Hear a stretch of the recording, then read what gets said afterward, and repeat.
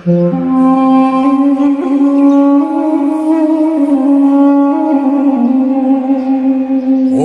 ज्ञानतिमिरन्धस्य Therefore, I am हरे कृष्णा। श्रील प्रभुपाद की जय। तो आज हम एक बहुत ही इम्पोर्टेंट टॉपिक लेके आए हैं भगवान के भक्तों के बारे में, और भगवान के भक्तों और भगवान की कृपा के बारे में, कि भगवान के जो भक्त हैं वो कैसे होते हैं। अगर पहचान करनी हो भगवान के भक्तों के बारे में, तो हम कैसे पहचान सकते हैं कि ये व्यक्ति भगवान का भक्त है या नहीं है। कोई भी हमें मूर्ख भी बना सकता है। तो भगवान कृष्ण गीता में ही बता रहे हैं। गीता के 10th चैप्टर का श्लोक है, आप मेरे पीछे दोहरा सकते हैं। मच्चित मद्गत प्राणा बोधयन्तः परस्परं कथयन्तश्च माम नित्यां तुष्यन्ति च रमन्ति च। मच्चित मद्गत प्राणा बोधयन्तः परस्परं कथयन्तश्च माम नित्यां तुष्यन्ति च रमन्ति च। तो भगवान श्री कृष्ण इस श्लोक में बता रहे हैं कि मेरा भक्त कौन है, या मेरे भक्त कैसे होते हैं, और कैसे आप पहचान सकते हैं उन्हें। आज तो कोई भी भक्त बन के हमें बेवकूफ़ बना सकता है। तो भगवान कृष्ण बता रहे हैं जब मेरे भक्त आपस में मिलते हैं, आप वहीं से पहचान सकते हैं कि ये मेरे भक्त है या नहीं है। तो भगवान कह रहे हैं मत चित्त, कि मतलब जिनके चित्त भगवान कृष्ण में समाये हुए हैं, जिनके मन भगवान में रमे हुए हैं, या जिनके मन में भगवान समाये हुए हैं। भगवान कहते हैं पहली तो सबसे पहली पहचान तो यही है मेरे भक्त की। और दूसरी पहचान भगवान बता रहे हैं मद्गत प्राणाः, कि मेरा भक्त जो है वो अपने प्राण भी मुझे अर्पित कर देता है। ये मेरे भक्त की पहचान है। जैसे प्रहलाद महाराज ने अपने प्राण भी भगवान को न्यौछावर कर दिए। एक बार नहीं, कई बार उनके पिता ने प्रहलाद महाराज को मारने का प्रयास किया, लेकिन भगवान के लिए उन्होंने उस उफ तक नहीं की। और बोधयन्तः परस्परम, भगवान कहते हैं कि जब मेरे भक्त आपस में बैठते हैं ना, परस्परम मीन, परस्परम का मतलब है आपस में जब बातचीत करते हैं, तो भगवान कहते हैं उस वक्त मेरे भक्तों के मुख से पता क्या निकलता है, मेरी उपदेश। बोधयन्ता मीन भगवान के उपदेश, भगवान की शिक्षाएं। जब भी मेरे भक्त आपस में बैठेंगे तो आप पहचान सकते हैं, अगर वो क्रिकेट की बातें कर रहे हैं, पॉलिटिक्स की बातें कर रहे हैं, फुटबॉल मैच की बातें कर रहे हैं, गॉसिप कर रहे हैं, या माताएं चुगलियां कर रही हैं, तो भगवान कहते हैं वो मेरे भक्त नहीं है। मेरे भक्त की पहचान यही है कि जब भी वो आपस में बैठेंगे मेरी ही शिक्षाओं के बारे में बात करेंगे।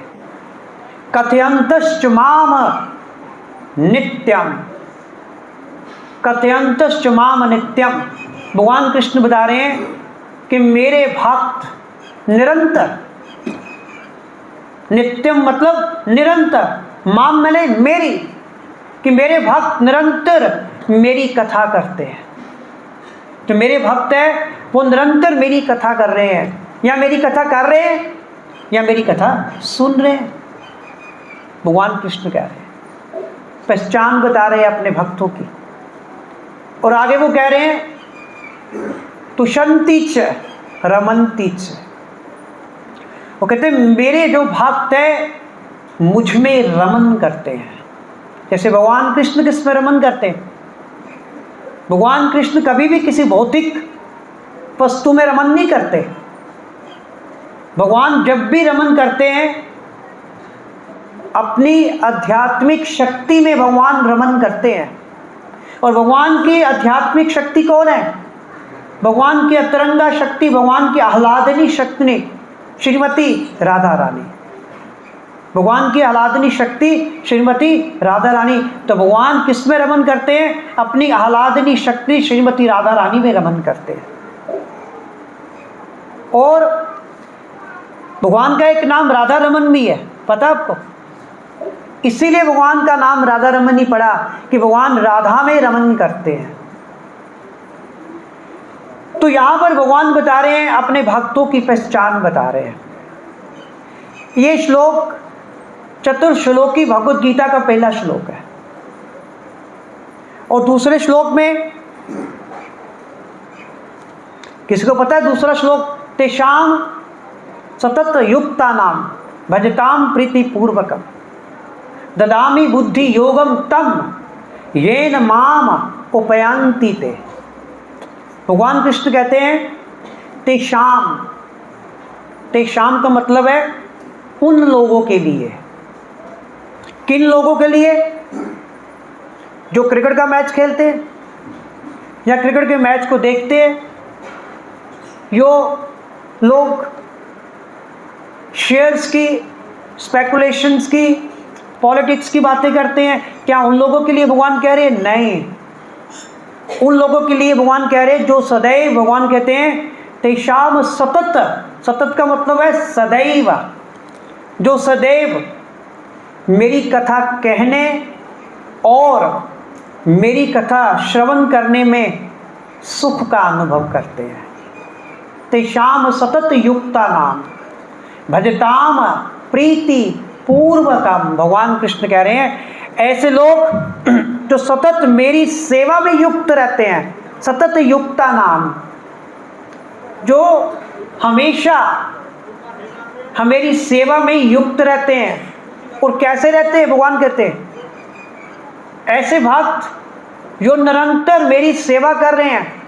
किस प्रकार? भजताम प्रीति पूर्वकम, प्रेम से, जो प्रेम से मेरी भक्तिमय सेवा में हमेशा युक्त रहते हैं। भगवान कहते हैं मैं उनकी बात कर रहा हूं। फिर भगवान कहते हैं कि मैं उन्हें क्या देता हूं? ददामि बुद्धि योगम तम। भगवान कहते हैं कि मैं उन्हें बुद्धि प्रदान करता हूं, ताकि उस बुद्धि का इस्तेमाल करके भगवान कहते हैं वो लोग मेरे तक पहुंच सके, भगवान के धाम को प्राप्त कर सके। तभी भगवान हमें बुद्धि प्रदान करते हैं। और अगले श्लोक में भगवान कृष्ण कह रहे हैं, तीसरा जो श्लोक है आप मेरे पीछे दोहरा सकते हैं, तेषाम अनुकंपा अर्थम अहम अज्ञानजं तम महा नाशाम्य आत्मा भावस्थो ज्ञान दीपेन भास्वता। भगवान कृष्ण कह रहे हैं कि मैं उन पर कृपा करने के लिए उन्हें अपनी अनुकंपा प्रदान करता हूं। तेषाम अनुकंपा, किनको? उनको। अब यहाँ पे उनको जो शब्द है ना बहुत ही महत्वपूर्ण है। सभी को भगवान कहते मैं नहीं करता। भगवान कहते मैं उनको अपनी अनुकंपा प्रदान करता हूं। किस प्रकार?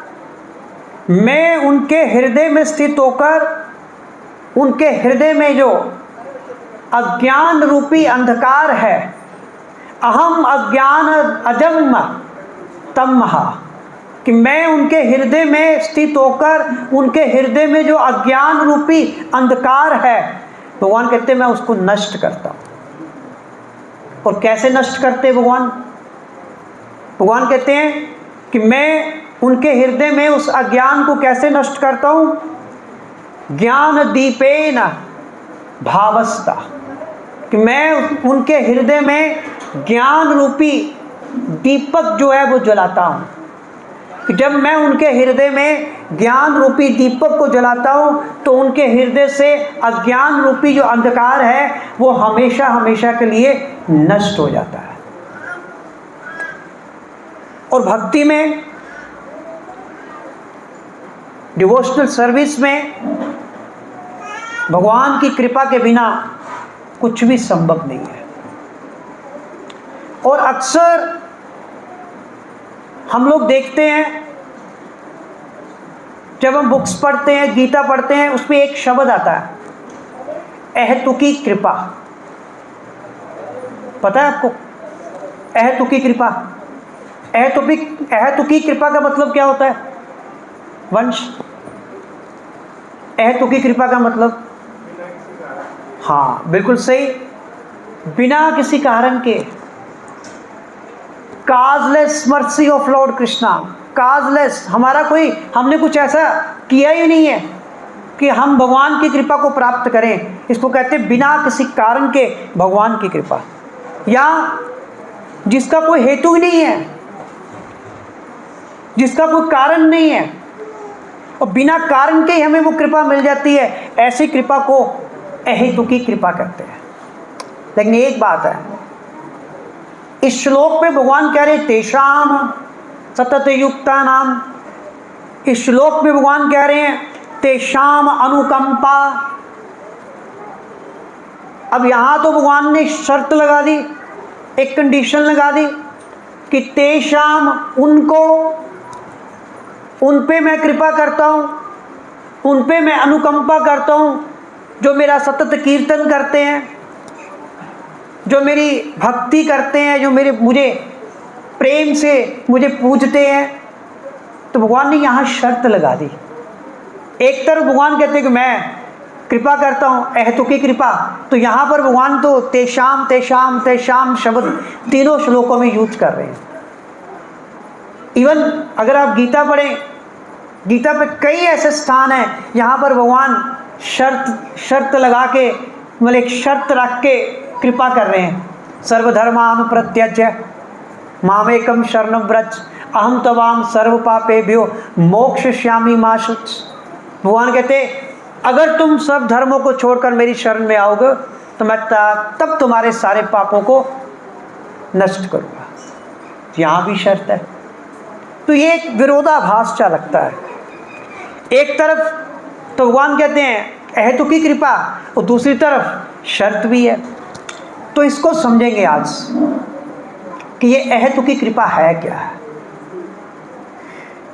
कृपा शब्द का अगर साधारण शब्दों में हम अर्थ समझने का प्रयास करें तो इसका अर्थ है जिस चीज़ के लिए हम योग्य नहीं हैं, अगर वो हमें प्राप्त हो जाती है तो उसको कहते हैं कृपा, उसको कहते हैं कृपा कहते हैं।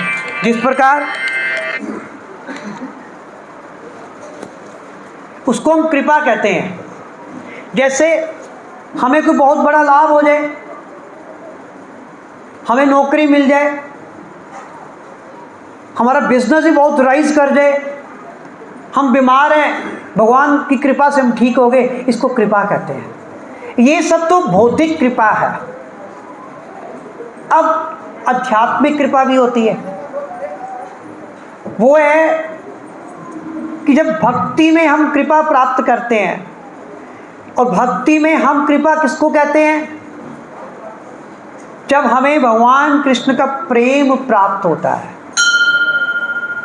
भक्ति में हम कृपा कहते हैं प्रेम प्राप्त करने को, भगवान कृष्ण के प्रेम को प्राप्त करने को, और जो कि सबसे अनमोल है। अगर इस संसार में हमें भगवान कृष्ण का प्रेम मिल जाए तो इससे अनमोल कोई वस्तु नहीं है, और सबसे श्रेष्ठ धन भी यही है।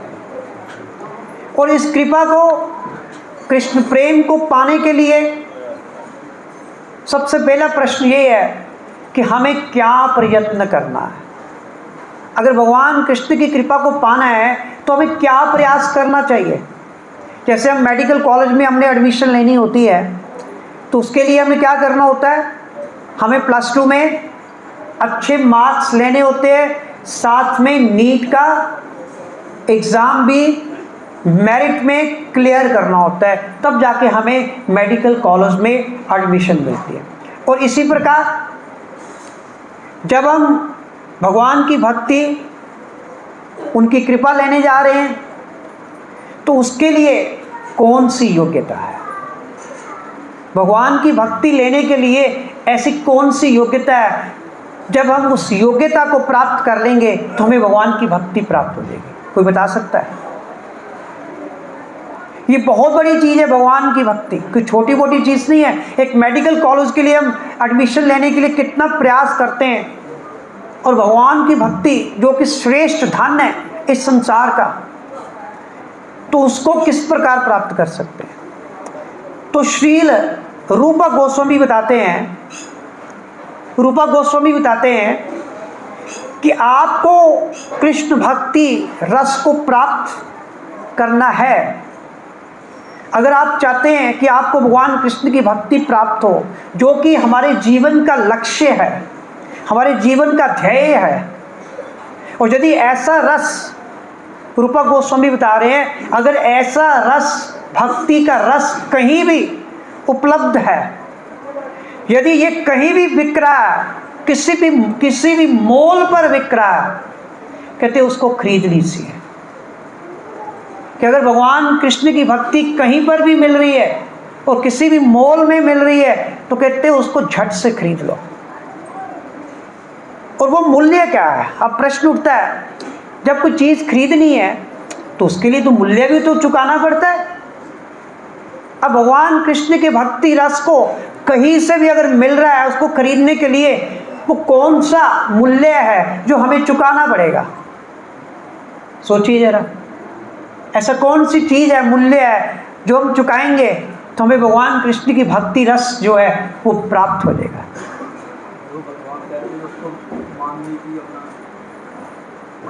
और कोई?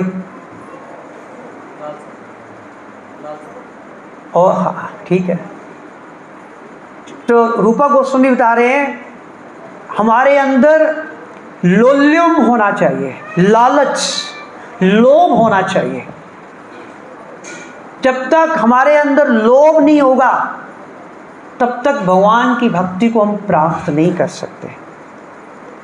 जन्म कोटि सुकृत न लभ्यते, जन्म कोटि सुकृत न लभ्यते। कहते करोड़ों करोड़ों जन्मों के बाद, चाहे हम कितनी भी सुकृतियां इकट्ठी कर लें, जन्म कोटि सुकृते न लभ्यते कृष्ण प्रेम।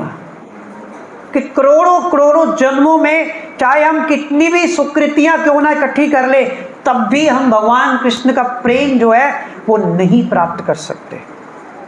और यदि हम भगवान कृष्ण का प्रेम प्राप्त करना चाहते हैं, तो उसके लिए हमारे अंदर लोल्युम होना चाहिए, लालच होना चाहिए, लोभ होना चाहिए।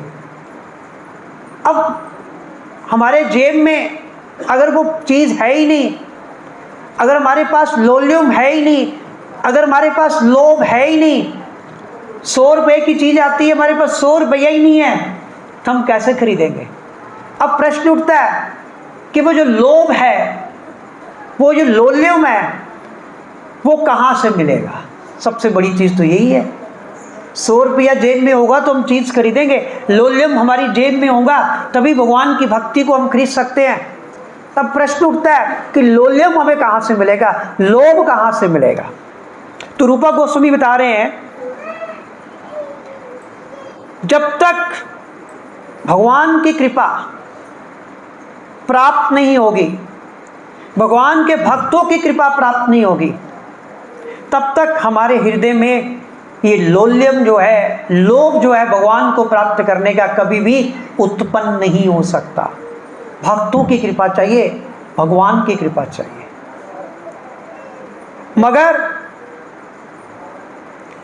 भगवान की कृपा अपने आप तो मिलने वाली नहीं है। अगर हम हाथ पर हाथ धरे बैठे रहें तो हम कहें कि हमें भगवान की कृपा मिल जाएगी, दिस इज नॉट पॉसिबल।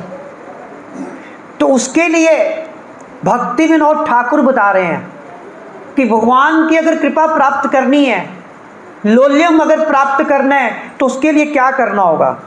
तो भक्ति विनोद ठाकुर बता रहे हैं उसके लिए हमें साधना भक्ति करनी होगी।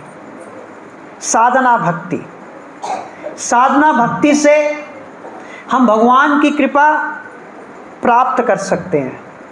और जब भगवान की कृपा प्राप्त होगी तो भगवान की कृपा से लोल्यम प्राप्त होगा, और जब लोल्यम प्राप्त होगा, लोल्यम से फिर हम भगवान का प्रेम जो है उसको प्राप्त कर सकते हैं। तो इस प्रकार भक्ति विनोद ठाकुर दो चीजें बता रहे हैं। एक तो वो बता रहे हैं साधना। साधना का मतलब क्या है? प्रयास करना। क्या प्रयास करना?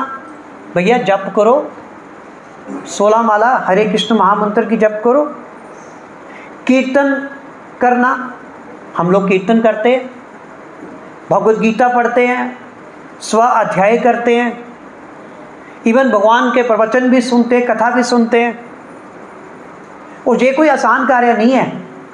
सबसे मुश्किल काम पता क्या है? किसी को सुनना। आज के ज़माने में nobody wants to listen to anybody. सबसे मुश्किल काम ये है। और बिना सोए हुए फिर वो भी नींद भी आती है। हम लोग घर घर गीता ज्ञान अभियान में जाते हैं, कई घरों में हम देखते हैं कई माता जी बैठी हुई सोफे पे सो रही होती है। बिना सोए प्रवचन सुनना आसान नहीं है ये। और नींद की जबकि आती रहती है, हम तो देखते हैं बैठे सामने, पता चल जाता है कि ये व्यक्ति को नींद आ रही है। तो आप सत्संग में आए क्यों फिर? और कितने लोग हैं जो नहीं भी आए। कईयों को हम फ़ोन भी करते हैं, नहीं भी आते। क्यों नहीं आते जो लोग? वो इसलिए नहीं आते क्योंकि उनको सत्संग में कोई रुचि नहीं है। They are least interested in Hari katha. हाँ, आप लोग इंटरेस्टेड है, जो आप लोग यहाँ बैठे हैं, चाहे आपको किसी को नींद भी आ रही है, लेकिन फिर भी आपकी रुचि है भगवान के नाम में। तो ये अगर आप भगवान की कथा सुन रहे हैं ना, यही भगवान की कृपा है। तो भक्ति विनोद ठाकुर दो चीज़ें कह रहे हैं, साधना, प्रयास, और फिर भगवान की कृपा। और भक्ति विनोद ठाकुर कहते हैं अगर कोई व्यक्ति जाने अनजाने कुछ ऐसा कार्य करता है जिसके कारण उसको भक्ति की सुकृतियाँ प्राप्त होती है, और फिर धीरे धीरे वो भक्ति की सुकृतियों की पूंजी जो है वो इकट्ठी होने लगती है।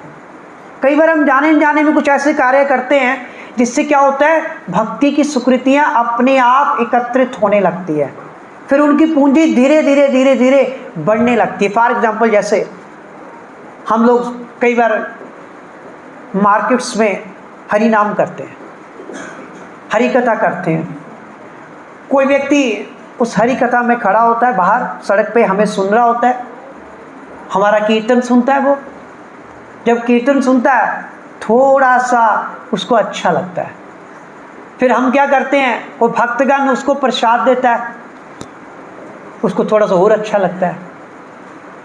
फिर दूसरे भक्तगण उसको जाते समय कहता है कि प्रभु जी आप हमारे मंदिर में ज़रूर आना, ये हमारा एड्रेस है, आप अपना फ़ोन नंबर दे दीजिए। फिर वो भक्त धीरे धीरे मंदिर आना शुरू करता है, भगवान के दर्शन करता है, कीर्तन करता है। धीरे धीरे क्या होता है, उसकी भक्ति की सुकृतियाँ बढ़ती जाती है, बढ़ती जाती है। और ये ज़रूरी भी नहीं है कि उस व्यक्ति को इसी जन्म में भगवान कृष्ण की भक्ति प्राप्त हो जाए, लेकिन धीरे धीरे जब उसकी सुकृतियाँ बढ़ती है और कई जन्मों से जब वो अपनी सुकृतियों को बढ़ाता रहता है, तो फिर क्या होता है, उसे भगवान की कृपा प्राप्त होती है।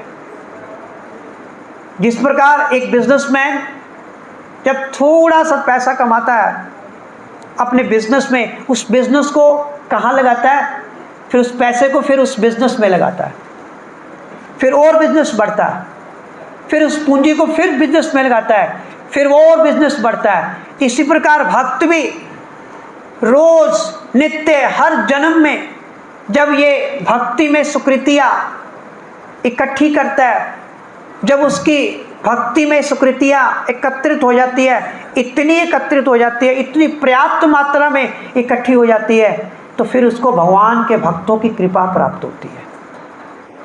फिर उसे भगवान के भक्तों का संग मिलता है, और जब उसे भगवान के भक्तों का संग मिलता है फिर उसे भगवान की कृपा प्राप्त होती है।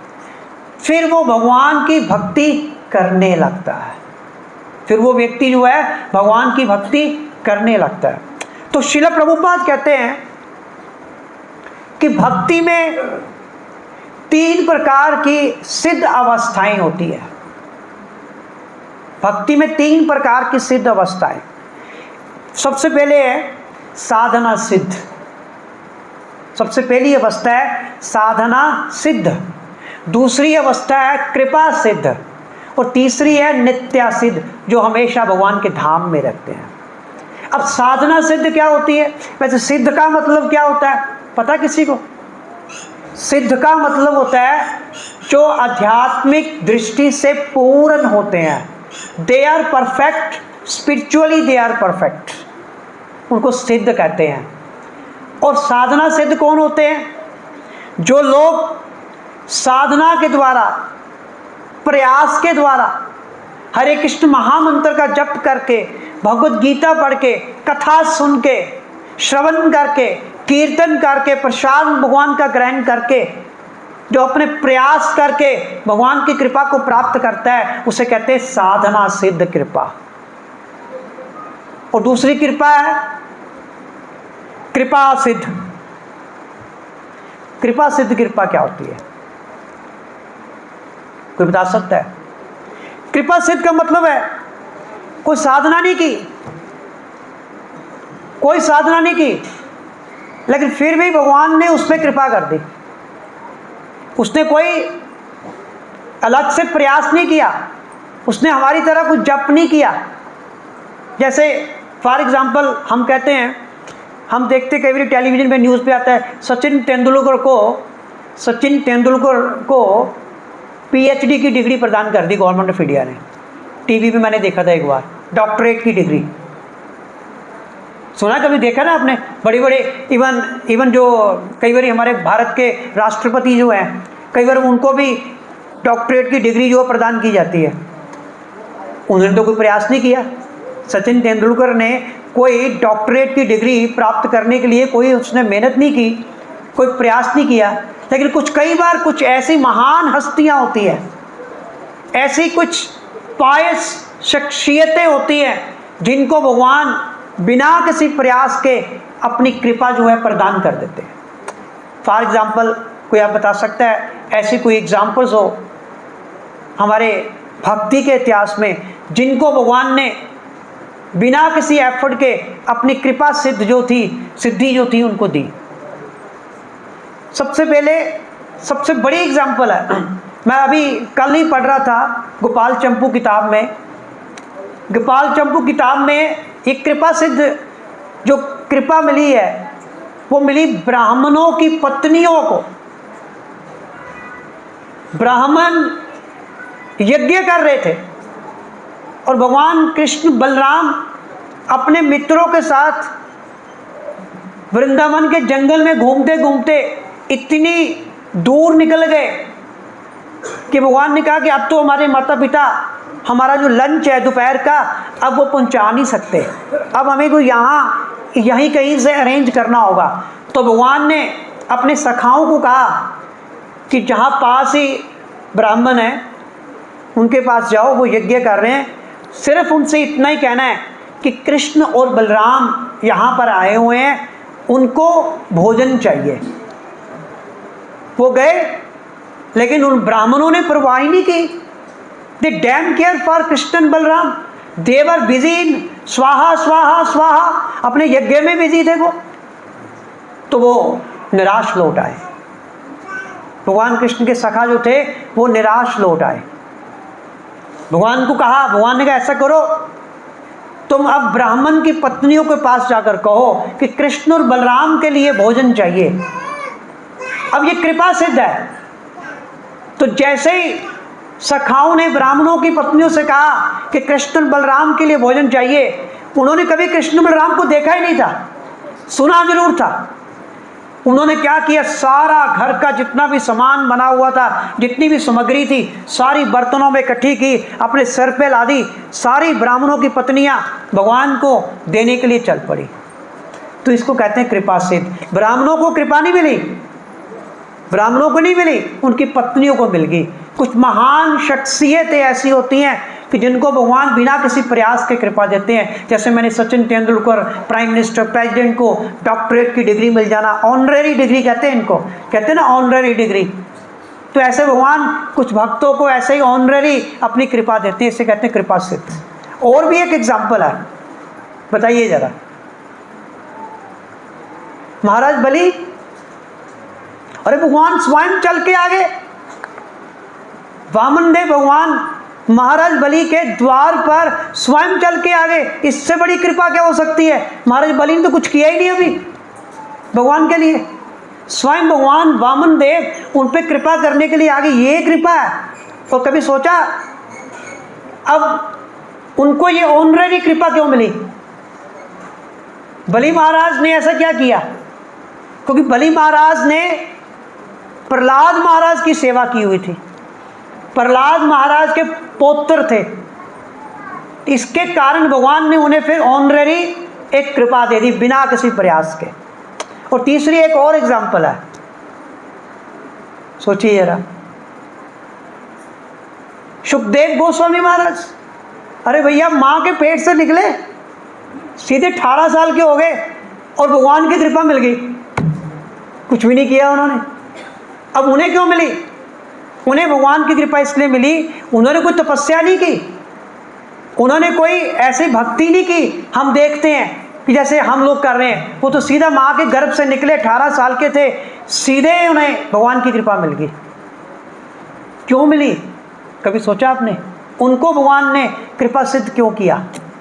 क्योंकि उन पे ऊपर किसकी कृपा थी? बताइए, उनके ऊपर किसकी कृपा थी? व्यासदेव जी की। व्यासदेव जी स्वयं भगवान थे, पहले ही भगवान की कृपा थी, इसलिए उनको भगवान को कृपा देनी पड़ी। तो इसलिए दोनों चीजें चाहिए, साधना भी चाहिए। हम ये नहीं कह सकते कि भगवान अगर आप सुखदेव गोस्वामी को कृपा दे सकते हैं, अगर बलि महाराज को कृपा दे सकते हैं, अगर ब्राह्मण की पत्नियों को कृपा दे सकते हैं, क्या हमें आप बिना किसी प्रयास के कृपा नहीं दे सकते? कभी आपने कहा कि सचिन तेंदुलकर को आपने पीएचडी की degree they the, prime minister, president of India को ऑनरेरी डॉक्टरेट की डिग्री दे दी, हमें भी दे दो? कभी नहीं कहते। हमें तो प्रयास करना ही पड़ेगा, हमें तो जप करना ही पड़ेगा, हमें तो सुबह उठ के मंगल आरती में आना ही पड़ेगा, हमें तो गीता पढ़नी ही पड़ेगी, प्रवचन सुनने ही पड़ेंगे, कथा हमें करनी पड़ेगी, कीर्तन करना ही पड़ेगा। अगर ये करेंगे तो फिर अगर हम दिल से प्रयास करते रहेंगे तो दूसरी चीज़ जो है कृपा भगवान की, वो मिल सकती है। वो भी अगर भगवान चाहेंगे। भगवान हमारे अधीन नहीं है कि हम चाहे कि भगवान हमें कृपा दे दो, भगवान हमें कृपा दे देंगे। नहीं, हमारा प्रयास अगर सिंसियर होगा तो फिर भगवान हमें अपनी कृपा देंगे। कृपा की बात कर रहे हैं हम लोग, अहतु की कृपा की। और जब माता यशोदा ने वृंदावन में भगवान कृष्ण को बांध दिया, किससे बांधा? सरिता माता जी, किससे बांधा? बोलिए, किससे बांधा? रावत प्रभु, राधा रानी, भगवान यशोदा मैया ने भगवान कृष्ण को किससे बांधा? हाँ,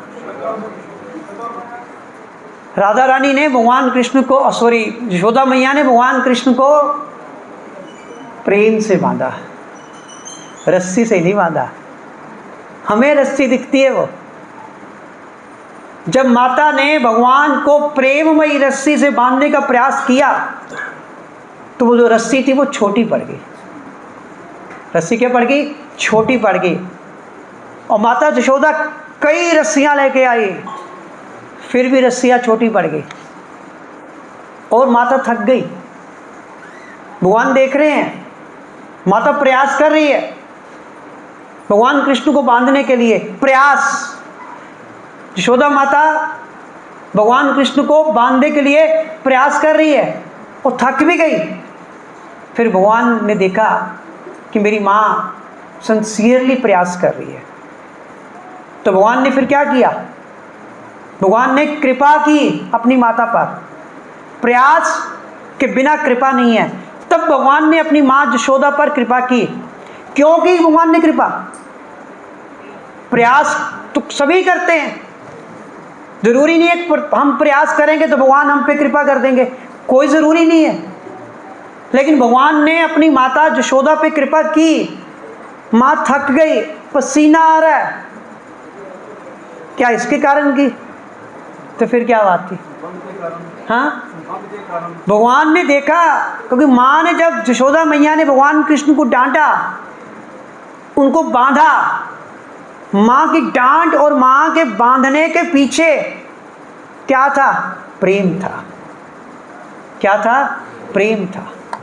तो भगवान कहते अब तो मैं बंधूंगा, अब तो मैं अपनी माँ पे कृपा करूंगा। तो 2 उंगल रस्सी जो छोटी पड़ती है ना वैसा, 2 उंगल रस्सी छोटी पड़ रही थी, तो वो 1 उंगल क्या है? प्रयास। वो हमारा प्रयास है जो भगवान देखते हैं। और दूसरी उंगल क्या है? कृपा। प्रयास और कृपा 2 ही चीजें हैं। प्रयास करेंगे तब भगवान हम पे कृपा करेंगे, हाथ पे हाथ धरे बैठे रहेंगे कभी भी भगवान की कृपा नहीं होगी। भगवान के लिए हमें भी प्रयास करना होगा। तो इसलिए भगवान हमारे अधीन नहीं है। हम कहे भगवान आपने उन पे कृपा की, सुखदेव गोस्वामी पर, बलि महाराज पे, मुझ पे भी कृपा करो, यशोदा मैया पे कृपा की तो मुझ पे भी कृपा करो। नहीं, you have to qualify for that. जब तक आप क्वालिफाई नहीं करेंगे उस कृपा को प्राप्त करने के लिए, तब तक आपको वो कृपा नहीं मिल सकती। डॉक्टर की डिग्री तभी मिलेगी जब आप क्वालिफाई करेंगे। आईएएस तभी बनेंगे, डिप्टी कमिश्नर, अगर आईएएस की जो एग्ज़ाम है उसको आप क्वालिफाई करेंगे। तो जैसे किसी परीक्षा को पास करने के लिए 50% अंक चाहिए, और मान लो आप 50% अंक नहीं ले पाए, तो अध्यापक देखता है, अब हम पे आ रही बात, टीचर देखता है कि ये बच्चा बहुत सिंसियर था, चाहे ये नालायक था, ये प्रयास करता था, डेली स्कूल आता था, होमवर्क चेक करवाता था। अब पास होने के लिए इसको 50% मार्क्स चाहिए थे, लेकिन ये 42% ले सका। तो टीचर ने क्या किया, उसको 8% ग्रेस मार्क्स अपनी तरफ से दे दिए। तो भगवान भी हमारे साथ ऐसे करते हैं। अगर हम ऑनेस्टली प्रयास करते हैं और 50% अगर हमें अंक चाहिए, हम चाहे 42% ले रहे हैं या 40% ले रहे हैं, तो भगवान ग्रेस मार्क्स देते हैं। अगर हम प्रयास 5% 10% करेंगे तो आपको लगता है भगवान 40% ग्रेस मार्क्स देंगे? बताइए भाई अरुण जी, नहीं देंगे। जब हम प्रयास करते हैं 40%, 42% और 50% पास होने के लिए चाहिए, तो भगवान हमें जो 8-10% ग्रेस मार्क्स देते हैं उसको कहते हैं अहेतुकी कृपा। वो है अहेतुकी कृपा कि हम काबिल नहीं थे, लेकिन भगवान ने देखा कि ये प्रयास तो कर रहा है, ये मेरी कथा तो सुन रहा है, बीच बीच में इसको नींद तो आ रही है, साथ साथ मेरी कथा सुनते सुनते सो भी रहा है, मेरा जप करता है। भगवान कहते कि बीच बीच में ये भटक भी जाता है जप करते करते। कई बार मंगल आरती में ये छुट्टी मार जाता है, चलो आज सो जाओ, भगवान कहते हैं। और जब अंत समय आता है, मृत्यु का समय आता है, फाइनल एग्जामिनेशन आती है, तो भगवान ये चीज़ें देखते हैं, अच्छा ये वो व्यक्ति है, मेरी मंगल आरती हफ्ते में 2 दिन मिस करता है ये। भगवान कहते हैं अच्छा चलो 5 दिन तो आता ही है। ये चैंटिंग करते करते ये सो जाता था, इसका ध्यान भटक जाता था। भगवान सोचते हैं अच्छा कोई बात नहीं। फिर भगवान कहते हैं कि नहीं, इसने प्रयास किए, चाहे ये चैंटिंग करते इसका मन भटकता था, चाहे ये मंगल आरती कभी कभी मिस कर जाता था, कभी कभी मेरी ये कथा भी सुनते सुनते सो जाता था, भगवान कहते लेकिन मैं इसको ग्रेस मार्क्स अवश्य दूंगा। ये कृष्णा है, ये भगवान है, और इस ग्रेस मार्क्स को कहते हैं अहेतु की कृपा। यही अहेतु की कृपा है जिसके हम योग्य नहीं है, भगवान फिर भी हमें दे रहे हैं। हरे कृष्णा। श्रील प्रभुपाद की जय।